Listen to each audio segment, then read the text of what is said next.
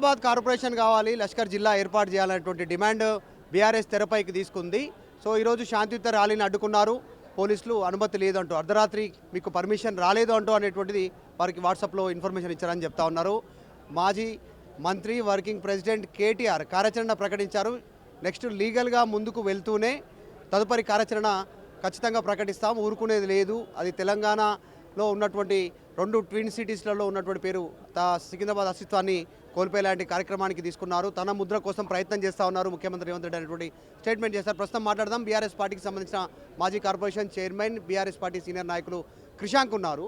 కంటోన్మెంట్కి సంబంధించినటువంటి ప్రాంతం కూడా ఇప్పుడు మల్కాజ్గిరిలో కలవబోతూ ఉంది. నిజంగానే మొన్నటిదాకా సికింద్రాబాద్ కంటోన్మెంట్ అనేటువంటిది పేరు మరి మల్కాజ్గిరి కంటోన్మెంట్గా మారబోతుందా? అది మరి రేవంత్ రెడ్డి గారికి తెలియాలి.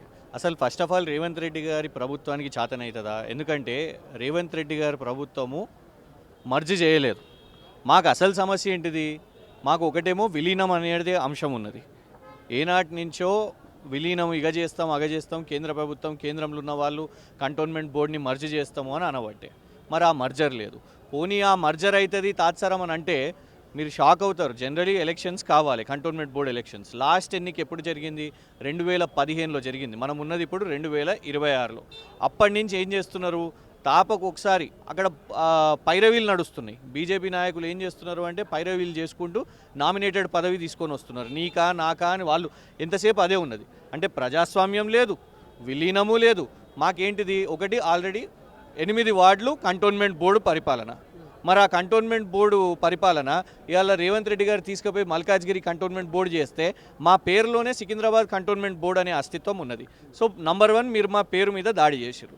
మాకు ఇంకో ముఖ్యం ఏంటిదంటే ఒకటేమో కంటోన్మెంట్ బోర్డు, ఒకటేమో మల్కాజ్గిరి పార్లమెంటు, ఇంకొక డివిజన్ ఏమో జిహెచ్ఎంసీ. 3 ముక్కల ఆట. అంటే ఎట్లా కనబడుతున్నాం కంటోన్మెంట్ వాళ్ళం మేము? ఫుట్బాల్ ఆడినట్టు అటు ఆల్రెడీ కేంద్రంలో ఉన్న బీజేపీ మాతో ఫుట్బాల్ ఆడుతుంది. ఒక ఎన్నిక పెట్టరు, ఒక విలీనం చేయరు. ఇలా రేవంత్ రెడ్డి గారు వాళ్ళు ఇష్టం ఉన్నట్టే వాళ్ళు కూడా తీసుకుపోయి మిమ్మల్ని మల్కాజ్గిరిలో వేస్తాము అనేది. అంటే కంటోన్మెంట్ ప్రజలకు అస్తిత్వం ఉండదా? జనరల్గా కంటోన్మెంట్ ప్రజలు ఏం కోరుకుంటారు? ఇప్పటికే ఆడ సెక్షన్ మీద తర్వాత రోడ్డుకు సంబంధించిన రిస్ట్రిక్షన్, ఈ దారిలో నడవద్దు, ఈ దారిలో పోవద్దు, ఇట్లాంటి సమస్యలు ప్రతిసారి వింటుంటాం. నెక్స్ట్ 100% కొన్ని దశాబ్దాల నుంచి మేము కోరుకుంటున్నాం మున్సిపల్ కార్పొరేషన్లో కలపండి. మేము ఇవాళ ఎందుకు తలసాని శ్రీనివాస్ యాదవ్ గారి కార్యక్రమానికి వాళ్ళ సంపూర్ణ మద్దతు కంటోన్మెంట్ వాళ్ళని తెలుపుతున్నాము అని అంటే మేము ఇవాళ సికింద్రాబాద్ కంటోన్మెంట్ బోర్డు కదా, దాన్నే మీరు ఇవాళ సికింద్రాబాద్ మున్సిపల్ కార్పొరేషన్ చేపట్టండి. దాంతో ఇవాళ మాకు అస్తిత్వం కానివ్వండి, పరిపాలన కానివ్వండి. ఇవాళ మాకు ఒకవైపు మీరు అంటున్నట్టు ఆ డిఫెన్స్ పేరు మీద కనీసము టాయిలెట్లు కూడా కట్టుకోలేరు అక్కడ. ఎవరైతే ఆ డిఫెన్స్ ఎస్టాబ్లిష్మెంట్స్ పక్కన ఉంటున్న వాళ్ళు ఉన్నారో కొన్ని దశాబ్దాల నుంచి టాయిలెట్స్ కూడా కట్టుకోలేని పరిస్థితి.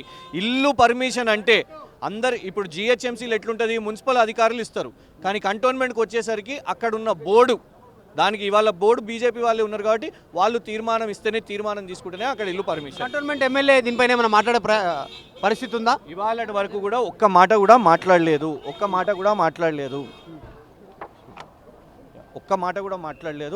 అందుకే మేము ఏమని కోరుతున్నాము అంటే ఎంతసేపు రాజకీయమే. ఇవాళ ఓట్లు తెచ్చుకున్నారు. ఇవాళ రేవంత్ రెడ్డి గారు కేవలం ఎమ్మెల్యే కాదండి. రేవంత్ రెడ్డి గారు ఎక్కడి నుంచి ప్రాతినిధ్యం చేసిర్రు? కొడంగల్లో ప్రజలు ఓడగొట్టినప్పుడు ఇదే మల్కాజ్గిరి పార్లమెంట్కే వచ్చారు కదా. మరి కంటోన్మెంట్ కూడా అదే అసెంబ్లీ కదా. మరి అప్పుడు చేసిన హామీ ఇవాళ మీరు జిహెచ్ఎంసీ ఎలక్షన్ తీసుకొద్దామని అనుకుంటున్నారు. ఇవాళ 300 డివిజన్లు ఏర్పాటు చేసిర్రు. అంటే మా కంటోన్మెంట్లో ఎన్నిక లేకుండానే ఎన్నికలు పెట్టేస్తారా? కంటోన్మెంట్ మర్జర్ కాకుండానే మీరు జిహెచ్ఎంసీ ఎన్నికలకు పోదామని అనుకుంటున్నారు అన్నట్టే కదా.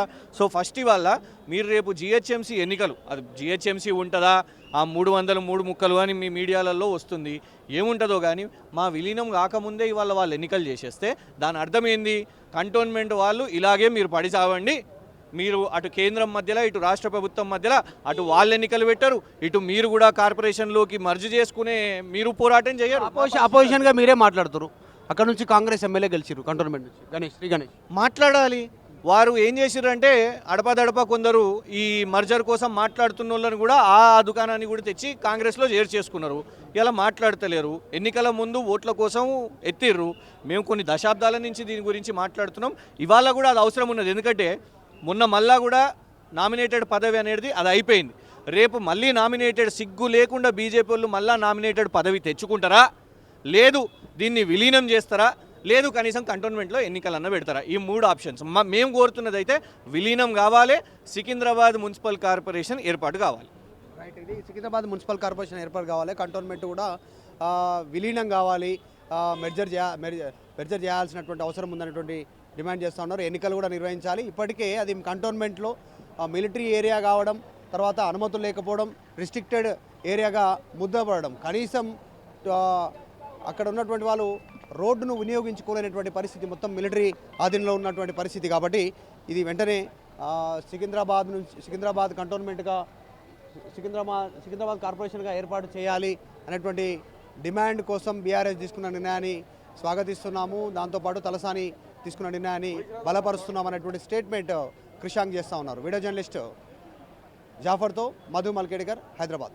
Local to global news at your fingertips. మీ చేతిలో ఒక ఆయుధం. Download Raw TV app. Media legend Ravi Prakash is back.